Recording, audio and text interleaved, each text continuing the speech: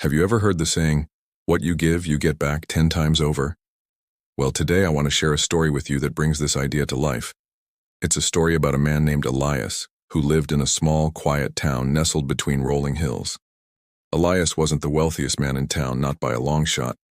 He ran a humble bakery, waking up before the sun to bake bread. But what he lacked in riches, he more than made up for in heart. Every night, long after the last customer had gone home and the streets were silent, Elias would do something extraordinary. He would pack a basket with fresh bread, leftover pastries, some cheese, and fruits. Then, under the cloak of darkness, he would walk through the quietest parts of town, where he knew families were struggling. He never knocked. He never announced his arrival. He would simply leave the basket on the doorstep, a silent gift for a family in need, and disappear back into the night before anyone could see him.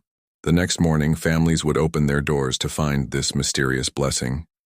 For a single mother with hungry children, it was a miracle. For an elderly couple living on a meager pension, it was a lifeline. No one knew who the Midnight Giver was, as they started calling him. The town was filled with whispers and theories. Some said it was a wealthy merchant trying to clear his conscience. Others thought it was an angel sent to watch over them. But Elias never said a word. He just smiled quietly to himself when he heard the stories, his heart full. Elias didn't do it for recognition. He did it because he remembered his own childhood, the nights he went to bed with a rumbling stomach. He knew the quiet desperation of poverty and the simple, profound joy of an unexpected meal. Seeing the relief on people's faces, even from a distance, was all the reward he needed. He believed that kindness was like planting a seed. You never know how big the tree will grow or whose life it will shade. Years went by, and Elias continued his nightly rounds. He never missed a single night, no matter how tired he was or how bad the weather. His little bakery, strangely enough, began to flourish. It seemed like the more he gave away, the more his business grew. People would travel from neighboring towns just to buy his bread, saying it had a special taste they couldn't find anywhere else. They'd say it tasted like hope. Elias grew older. His steps became slower and his back ached from a lifetime of labor. One winter, a terrible storm hit the region. The snow fell for days, cutting the town off from the rest of the world. Supplies ran low, and fear began to creep into people's hearts. Elias's bakery was one of the few places that still had flour, but his own stocks were dwindling fast.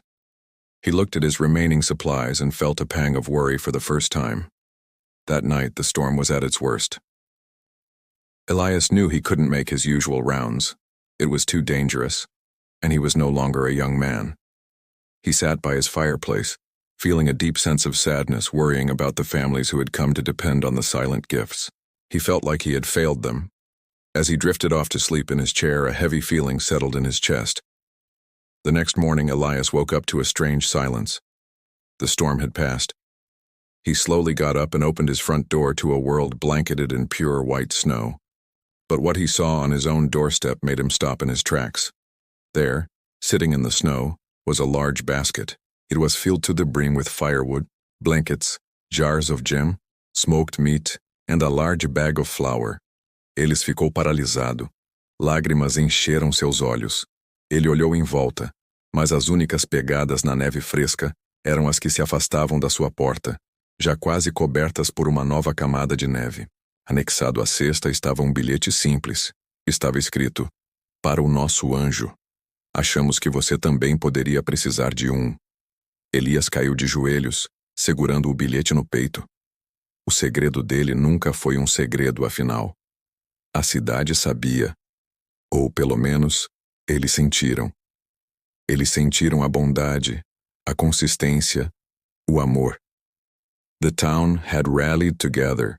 The very people he had been helping for years, along with others who had been inspired by the tale of the Midnight Giver, had come together to take care of him when he needed it most. The single mother had organized the collection.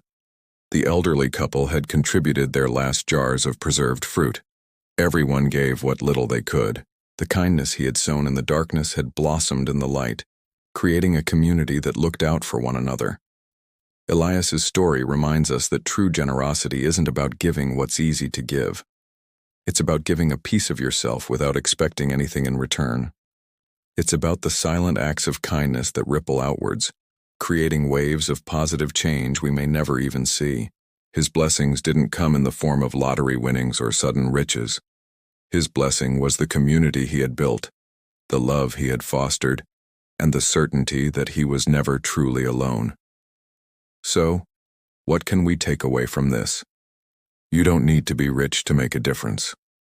A small act done with great love can change someone's world.